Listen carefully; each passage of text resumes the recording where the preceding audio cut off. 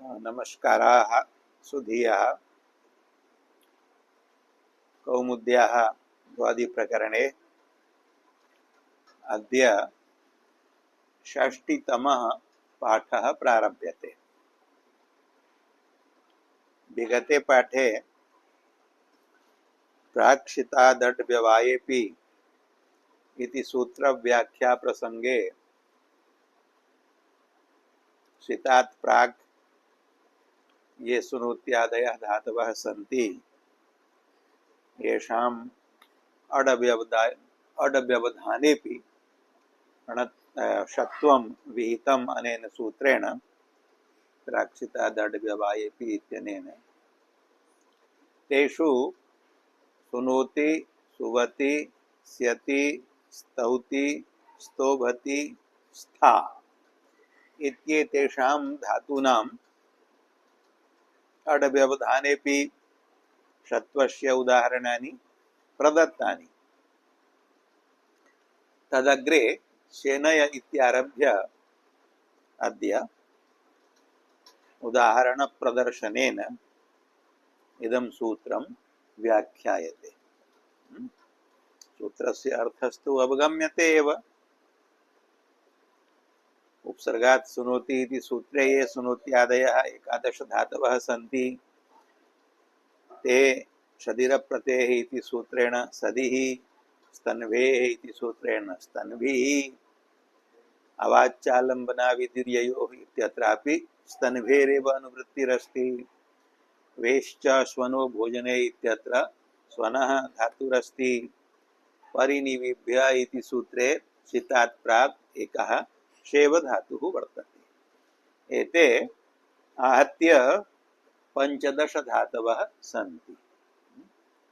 एतेषां धातूनां सकारस्य उपसर्गस्थात् निमित्तात् परस्य अडव्यवधाने सत्यपि षत्वं भवति इति प्राक्सिद्धादड्व्यवायेपि इति सूत्रस्य अर्थः अस्ति। तस्य सुनोत्यादेः उदाहरणानि यानि उक्तानि तदनन्तरं सेनय इत्यारभ्य अद्य उदाहरणानि उच्यन्ते। जानन्ति भवन्तः सेनय इति नाम धातुः वर्तते। सेनया अभियाति इत्यर्थे सेना शब्दात् धात्वर्थे शत्यापपा स्वरूप वीणा तूल श्लोक सेना लोम त्वच वर्म वर्ण चूर्ण चुरादिभ्यो णिच् इति सूत्रेण णिचि कृते इष्टवत्वात् टिलोपे सेना इति आकारस्य लोपे ण्यन्तत्वात् सेनि इत्यस्य स्वनाद्यन्ता धातवः इति सूत्रेण धातुसंज्ञा क्रियते। तस्मात् धातोः सर्वेषु लकारेषु तथैव रूपाणि भवन्ति यथा भूप्रभृतीनां धातूनां। लटि सेनयति इति भवति। तत्र अभि इत्यादि उपसर्गयोगे अभिसेनयति इत्यत्र उपसर्गस्थात् निमित्तात् परस्य सेनय इति धातोः सकारस्य उपसर्गात् सुनोति इत्यनेन षत्वं भवति। तदनन्तरं नकारस्य अट्कुप्वाङ् इति णत्वम् अपि भवति। अभिषेणयति इति रूपं लटि भवति। त्रिषु लकारेषु लङ् लुङ् लृङ् येषु अडव्यवधाने सत्यपि अनेन सूत्रेण षत्वं विधीयते।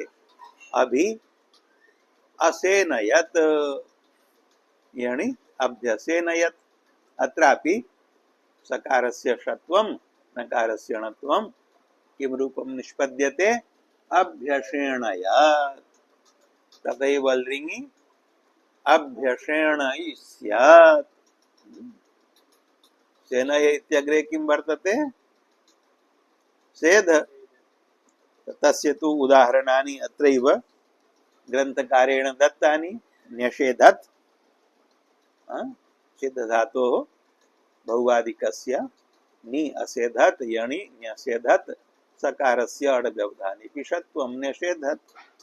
न्यषेधीत् लुङि नि असेधीत् यणि न्यसेधीत् षत्वे न्यषेधीत् लृङि न्यषेधिष्यत्।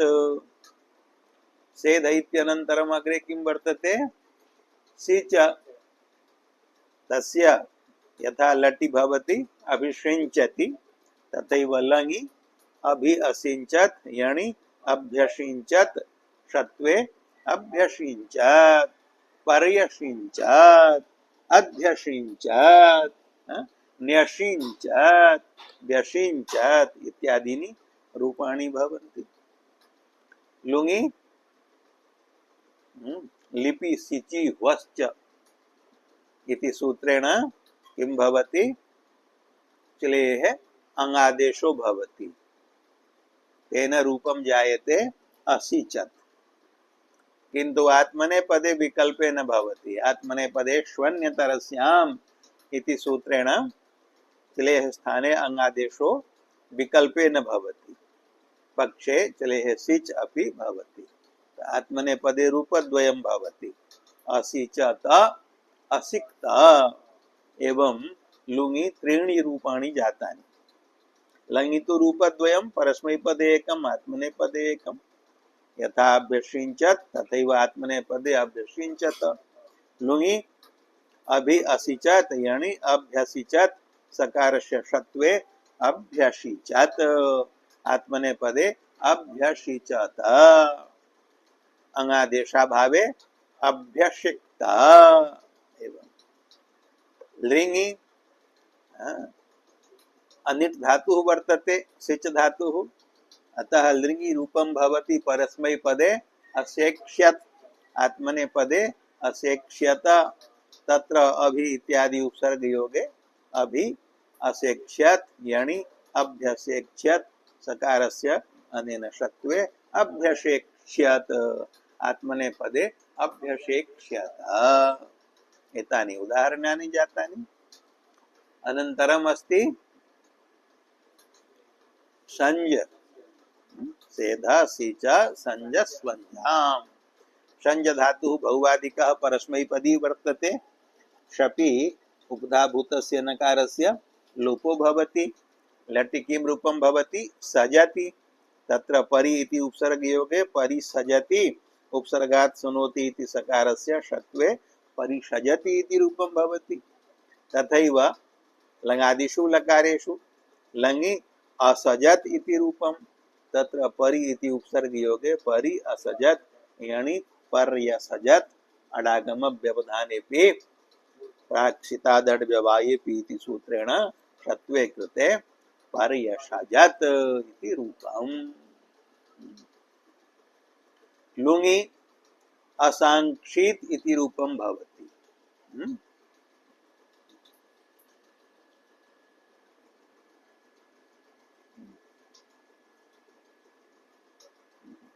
तत्र परि इत्यादि उपसर्ग योगे अडागम व्यवधानेपि षत्वे पर्यसाङ्क्षित्। लृङि पर्यसङ्क्ष्यत्, षत्वे कृते पर्यसङ्क्ष्यत् अभ्यसङ्क्ष्यत् इत्यादीनि रूपाणि भवन्ति। अनन्तरम् उपसर्गात् सुनोति इति सूत्रे अन्तिमो धातुः वर्तते स्वञ्ज। अयं बहुवादिकः आत्मनेपदी अस्ति। आत्मनेपदे लटि रूपं भवति स्वजते। तत्र परि इत्यादि उपसर्ग योगे परिस्वजते, अत्र उपसर्गात् सुनोति इति षत्वे परिष्वजते इति रूपम्। लङि परि अस्वजत, तत्र यणि सकारस्य षत्वे पर्यश्वजत इति रूपम्। लुङि अस्वङ्क्त, परि इत्यादि उपसर्ग योगे यणि सकारस्य षत्वे पर्यश्वङ्क्त। लृङि पर्यश्वङ्क्ष्यत। एतानि रूपाणि उपसर्गात् सुनोति इति सूत्रस्थानां सर्वेषां धातूनाम् उदाहरणानि प्रदर्शितानि। अग्रे सदिः धातुः वर्तते, सदिरः प्रत्ययः। प्रतिभिन्नात् उपसर्गात् परस्य सदेः सकारस्य षत्वं भवति, तदपि अड् व्यवधाने अपि भवति। सद धातोः लटि रूपं भवति सीदति, लङि रूपं भवति असीदत्। तत्र परि इत्यादि उपसर्ग योगे परि असीदत् यणि पर्यसीदत् सकारस्य षत्वे पर्यसीदत्। न्यषीदत व्यषीदत, किंतु प्रति इति उपसर्गात् परस्य न भवति, अप्रत्यय इति निषेधः। अतः प्रत्यसीदत, अत्र दन्त्यः एव सकारः। अयं धातुः लृदित वर्तते, लृदित्वात् लुङि च्लेः अंगादेशो भवति, उषादि द्युत्याद्य लृदितः परस्मैपदेषु इति सूत्रेण। अतः लृङि रूपं भवति असदत्, तत्र परि इत्यादि उपसर्ग योगे परि असदत् यणि सकारस्य षत्वे पर्यषदत् अभ्यषदत् अन्वषदत् एवं, किंतु प्रति इति उपसर्गात् परस्य न भवति, तत्र प्रत्यसदत् इति दन्त्य एव सकारः। एवं लृङि असत्स्यत् इति रूपं तत्र परि इत्यादि उपसर्ग योगे यणि पर्यसत्स्यत् सकारस्य मूर्धन्यादेशे पर्यषत्स्यात् इत्यादि रूपाणि सन्ति। सदेह उदाहरणानि जातानि। अनन्तरं स्तन्भ धातुः वर्तते सौत्रः। नकारोपद पाठेन ज्ञायते यत् अयं सौत्रः एव धातुः, न तु धातुपाठे यः इदित् धातुः अस्ति इष्टभि इति तस्य ग्रहणम् अत्र नास्ति। तस्य धातोः यथा अवष्टभनाति, प्रतिष्टभनाति, अनुष्टभनाति, अभिष्टभनाति इत्यादौ षत्वं भवति, तथैव लङि अपि लङि रूपाणि भवन्ति। अष्टभनात् अष्टभ्नोत्, अष्टभनात् अष्टभ्नोत्, उपसर्ग योगात् प्राग अस्तभनात् अस्तभ्नोत्, तत्र परि इत्यादि उपसर्ग योगे परि अस्तभनात् परि अस्तभ्नोत् यानी कृते सकारस्य षत्वे षकार योगे तकारस्य ष्टुत्वे पर्यष्टभनात् पर्यष्टभ्नोत् इति रूपाणि भवन्ति। लुङि स्तंभ धातोः अस्तंभित, तत्र परि इत्यादि उपसर्ग योगे यणि सकारस्य षत्वे तकारस्य ष्टुत्वे पर्यष्टंभित अन्वष्टंभित इत्यादि। लृङि अस्तंभिष्यत इति रूपे परि इत्यादि उपसर्ग योगे यणि सकारस्य षत्वे तकारस्य ष्टुत्वे पर्यष्टंभिष्यत अन्वष्टंभिष्यत अध्यष्टंभिष्यत इत्यादीनि रूपाणि। स्तंभे अपि उदाहरणानि जातानि। अस्मात् धातोः आलम्बने आविदुर्ये च अर्थे अवि इति उपसर्गात् परस्यापि षत्वं विहितम् अस्ति, अवाच्यालम्बना विदुर्ययोः इति सूत्रेण। अतः अवात् परस्यापि उदाहरणं दातव्यं। लङि अवाष्टभ्नोत् अवाष्टभनात्, लृङि अवाष्टंभिष्यत्, लुङि अवाष्टंभीत इत्यादि। स्तंभे अनन्तरं स्वन धातुः वर्तते। स्वनति बहुवादिकः, तस्य वेश्च स्वनो भोजने इति सूत्रेण अवात् परस्य वेश्च परस्य उपसर्गद्वयात् परस्यैव नान्यभ्यः उपसर्गेभ्यः वेश्च स्वनो भोजने इति सूत्रे चात् अवाच्चालम्बना विदुर्ययोः इति सूत्रात् अवात् इति अनुवृत्तं भवति। तेन अवात् वेश्च परस्य स्वनः सकारस्य षत्वं भवति भोजने अर्थे, शब्द पूर्वके भोजने अर्थे। स्वन धातु शब्दे अर्थे वर्तते, षत्वं भवति भोजने अर्थे। तेन तादृशं भोजनं यत्र भोजन क्रियायां शब्दः कश्चन भवति सर् सुर् इत्याद्यात्मकः, तत्र तादृशे अर्थे षत्वं भवति। यथा विश्वणति अवश्वणति इत्यत्र, यत्र भोजनम् अर्थो नास्ति तत्र न भवति। विस्वनति वीणा विस्वनति मृदङ्गः, तत्र न भवति। तथैव अत्रापि अडागम व्यवधानेपि लङि अस्वनत् वि इति उपसर्ग योगे वि अस्वनत् यणि व्यस्वनत् सकारस्य षत्वे नकारस्य अणत्वे व्यश्वणत एवं अ उपसर्ग योगे अवाश्वणत। लुङि अस्वनीत इत्यत्र वि इति उपसर्ग योगे अव इति उपसर्ग योगे व्यस्वनीत अवास्वनीत तत्र सकारस्य षत्वे नकारस्य णत्वे व्यश्वणीत अवाश्वणीत। दृङि अस्वनिष्यत इत्यत्र वि अव अनयोः उपसर्गयोः योगे यणि वि इत्यस्य यणि अव इत्यनेन सह दीर्घे सकारस्य षत्वे नकारस्य णत्वे रूपं भवति व्यश्वणिष्यत अवाश्वणिष्यत। स्वनधातोः अपि उदाहरणानि जातानि। इदानीं कः धातुः अवशिष्यते? सेव। परिनिबिभ्य इति सूत्रे सित् शब्दात् प्राक् एकः एव धातुः अस्ति सेव, सेवार्थकः। सेवते लटि रूपं भवति। परिषेवते निषेवते विषेवते अधिषेवते अनुषेवते तत्र उपसर्गात् सुनोति इति षत्वं भवति। तथैव लङादिषु त्रिषु लकारेषु अडागम व्यवधानेपि अनेन सूत्रेण षत्वं भवति। परि असेवत लङि यणि पर्यसेवत सकारस्य षत्वे पर्यसेवत। लुङि असेविष्ट तत्र परि इति उपसर्ग योगे परि असेविष्ट यणि पर्यसेविष्ट सकारस्य षत्वे पर्यसेविष्ट अन्वसेविष्ट अध्यसेविष्ट। एवं लृङि असेविष्यत इत्यत्र परि इत्यादि उपसर्ग योगे पर्यसेविष्यत अन्वसेविष्यत अध्यसेविष्यत इत्यादीनि रूपाणि भवन्ति। एवं च प्राक् सितादट् व्यवायेति इति सूत्रस्य सुनोत्यादीनां सर्वेषां धातूनां अड् व्यवधाने सर्वाणि उदाहरणानि प्रायशः उक्तानि।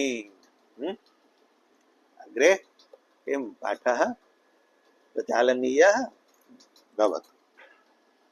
अग्रे सूत्रमस्ति स्थादिष्वभ्यासेन चाभ्यासस्य। स्थादिषु सप्तमी बहुवचनान्तं अभ्यासेन तृतीय एकवचनान्तं च इति अव्ययम् अभ्यासस्य षष्ठी एकवचनान्तं। अत्र प्राक्षितादड् व्यवायेपि इति पूर्वसूत्रात् प्राक् सितात् इत्येतेपि पदे अनुवर्तनीये किंच अड् व्यवाये इत्यत्र अट् इति विहाय पदैकदेशः व्यवाये इत्यपि स्वरितत्व प्रतिज्ञाबलात् अनुवर्तनीयम्। तेन अस्य सूत्रस्य अर्थो भविष्यति सितात् प्राक् स्थादिषु। उपसर्गात् सुनोति इति सूत्रे ये स्थादयः सन्ति स्था सेनय सेध सिच संज स्वंज इत्येते। किंच सदिः स्तनिभिः स्वनः सेव इत्येते। उपसर्गात् सुनोति इति सूत्रोक्ताः सुनोति सुवति स्यति स्तौति स्तोभति एते पंचधातवः अत्र न गृह्यन्ते। सितात् प्राक् ये स्थादयः ते कति सन्ति?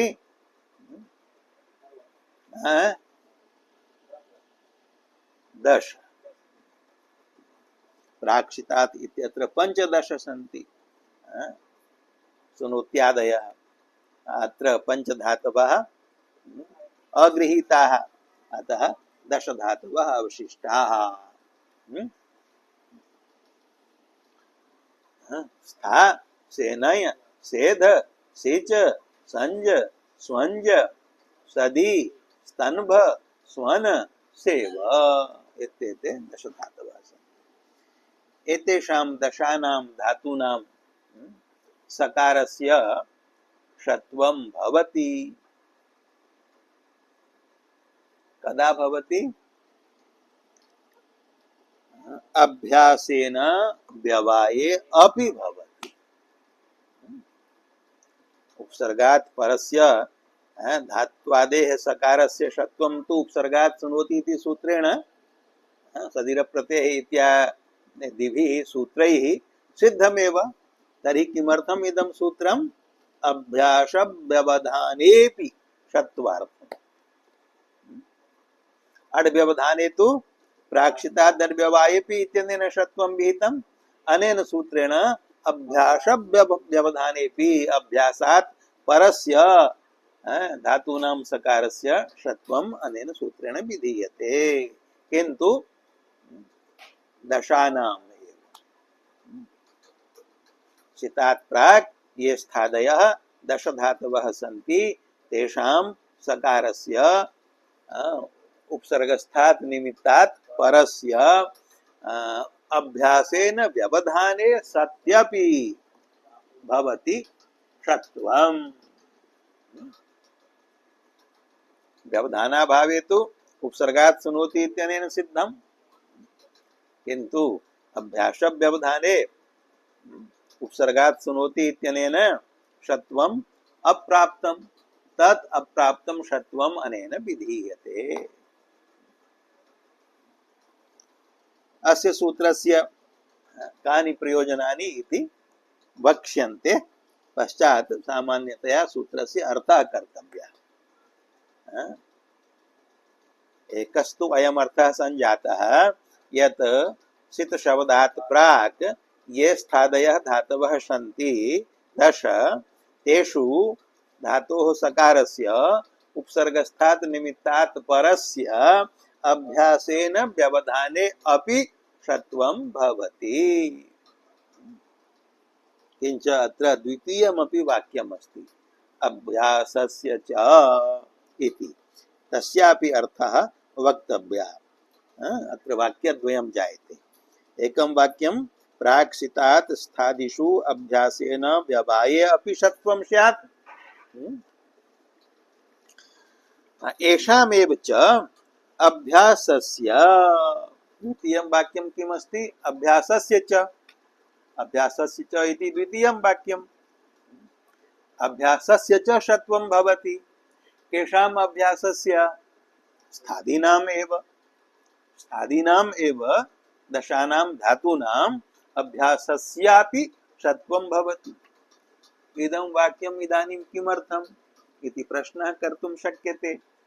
यतोहि अभ्यासे यः सकारः स तु उपसर्गस्थात् निमित्तात् अव्यवहितः एव परः। अतः तस्य तु उपसर्गात् शृणोति इत्यादिभिः सूत्रैः एव षत्वं सिद्धम्। पुनः इदम् इदानीं वचनं किमर्थम्? अभ्यासस्य च भवति इति वचनं किमर्थम्? यतोहि अभ्यासस्य उपसर्गात् शृणोति इत्यादि सूत्रेण सदिर प्रत्यये स्तनभे वेश्च स्वनो भोजने परिनिबिभ्यः सेव इत्यादिभिः सूत्रैः एव षत्वं सिद्धम्। यतोहि अभ्यासस्थः सकारः उपसर्गस्थात् निमित्तात् अव्यवहित परः एव अस्ति। तर्हि इदं द्वितीयं वाक्यं किमर्थम् अस्ति? सिद्धे सति आरम्भो नियमार्थो भवति। नियमार्थम् अस्ति। कः नियमः अस्ति? नियमस्वरूपम् उक्तम् एषाम् एव च अभ्यासस्य। स्थादीनाम् एव अभ्यासस्य भवति, न तु स्था धातोः पूर्वेषां शृणोत्यादीनाम्। उपसर्गात् शृणोति इति सूत्रे स्था धातोः पूर्वं ये धातवः उक्ताः सन्ति पंच शृणोतिः सुभतिः स्यतिः स्तौतिः स्तोभतिः एतेषां धातूनाम् अभ्यासस्थस्य सकारस्य षत्वं यत् उपसर्गात् शृणोति इति सूत्रेण प्राप्तं तत् षत्वं न भवति। अनेन नियमेन षत्ववारणं जातम्। प्राप्तस्य निवृत्तिः जाता, निषेधो जाता। यदि अत्र अभ्यासस्य च इति उक्तं न स्यात् तर्हि अभ्यासस्थस्य सुनोत्यादीनां सर्वेषां धातूनां सकारस्य षत्वं स्यात्। इष्यते स्थादीनां धातूनां अभ्यासस्थस्य सकारस्य षत्वं भवेत्। ततः पूर्वं ये धातवः सन्ति सुनोत्यादयः तेषाम् अभ्यासस्थस्य सकारस्य षत्वं मा भूत्। तदर्थम् अभ्यासस्य च इति द्वितीयं वाक्यं नियमार्थो विद्यते। यद्वा नियमार्थं विद्यते वाक्यं नियमार्थम्। अवगतम्?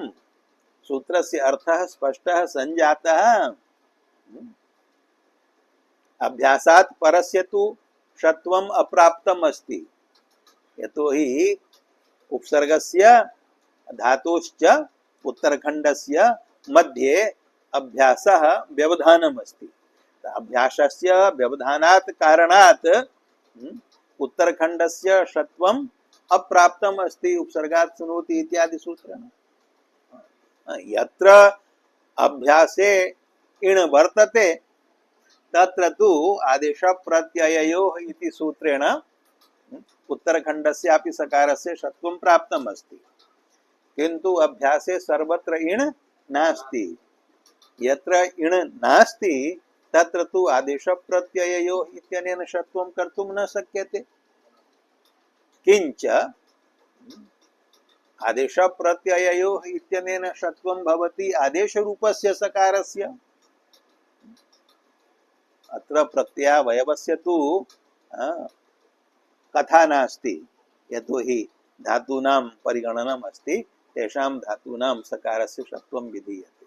अतः धातूनां यः सकारः आदेशरूपः धात्वादेशः सः इति सूत्रेण मूर्धन्यस्य स्थाने आदेशरूपः दन्त्यः सकारः अस्ति, तस्य सकारस्य षत्वं कर्तुं शक्यते आदेशप्रत्यययोः इत्यनेन। यत्र दन्त्यः सकारः नास्ति, यथा सेनय इत्यत्र नाम धातौ तत्र सकारः आदेशरूपः नास्ति, अतः तस्य तु आदेशप्रत्यययोः इत्यनेन षत्वं भवितुं नार्हति। तदर्थम् अपि इदं सूत्रम् अस्ति। यत्र अभ्यासे इण् नास्ति ततः परस्य अपि षत्वार्थं, यत्र आदेशरूपः सकारः नास्ति तत्रापि षत्वार्थं। किंच स्तौतिर्ण्योरेव षण्यभ्यासात् इति सूत्रेण, इति सूत्रं तु पठितं नास्ति, अग्रे आगमिष्यति, नियम सूत्रमस्ति। तेन सूत्रेण किं क्रियते? शभूते सनि, यत्र सनः प्रत्ययस्य सकारस्य मूर्धन्यादेशो भवति, श इति रूपं जायते, तत्र परतः शभूते सनि परतः यदि अभ्यासात् परस्य सकारस्य षत्वं भवति तर्हि स्तौतिर्ण्योरेव स्तु धातोः अण्यन्तानां च धातूनां सकारस्य भवति षत्वं नान्येषाम् इति नियमः अस्ति। तेन किं भवति? सिच धातोः सनि कृते सिशिक्षति इति रूपं। तत्र शभूतः सन् वर्तते, सनः सकारस्य कवर्गात् परत्वात् षत्वं भवति आदेश प्रत्ययोः इत्यनेन। तस्मिन् परतः सिचः अभ्यासात् परस्य सकारस्य षत्वं न भवति, यत् प्राप्तमस्ति आदेश प्रत्ययोः इत्यनेन। अभ्यासे सी वर्तते इकारः इण्, तस्मात् परः यः सिच तस्य यः सकारः स आदेशरूपः, यतोहि शिच क्षरणे इति मूर्धन्य शकारादिः उपदेशे वर्तते, शकारस्य सकारः आदेशः अस्ति, तस्य सकारस्य आदेश प्रत्यययोः इत्यनेन प्राप्तस्य षत्वस्य निषेधो जातः अनेन नियमेन। कः नियमः अस्ति? स्वभूते सनि परतः यदि षत्वं स्यात् तर्हि स्तौतिर्ण्योरेव स्तु धातुरेव अण्यन्तानां धातूनाम् एव अयं सिच धातुः न स्तु धातुः अस्ति न च अण्यन्तः अस्ति अत्र अतः अत्र अभ्यासात् परस्य सिचः सकारस्य षत्वं न भवति यत्र स्तौतिर्ण्योरेव षण्यभ्यासात् इति नियमेन उत्तरखण्डस्य षत्वं निषिध्यते तत्रापि षत्वविधानार्थम् इदं सूत्रम् अतः अस्य सूत्रस्य कानि कानि प्रयोजनानि यत्र अभ्यासे इण नास्ति तत्रापि उत्तरखण्डस्य सकारस्य षत्वविधानं प्रयोजनं यत्र आदेशरूपः सकारः नास्ति तत्रापि षत्वविधानं प्रयोजनं यत्र स्तौतिर्ण्योरेव षण्यभ्यासात् इति नियमेन षत्वं निषिद्धं तत्रापि षत्वविधानार्थम् इदं सूत्रम् त्रीणि प्रयोजनानि जातानि प्रथमवाक्यस्य सितात् प्राक् स्थादिषु अभ्यासव्यवधानेपि षत्वम् अस्य वाक्यस्य त्रीणि प्रयोजनानि अभ्यासस्य च इति वाक्यं नियमार्थं तत्तु सुनोत्यादीनां धातूनाम् अभ्यासकारस्य षत्व निषेधार्थम् एवं च चत्वारि प्रयोजनानि जातानि संक्षिप्त रूपेण सूत्रस्य अस्य व्याख्या इदानीं कृता स्पष्टतया उदाहरणदानेन सर्वं अधिकतर रूपेण स्पष्टं भविष्यति अतः अग्रिमे पाठे विस्तरशः अस्य सूत्रस्य व्याख्यानं उदाहरणद्वारा करिष्यते अद्य अत्रैव भवतु पाठविरामः ओम शांति शांति शांति।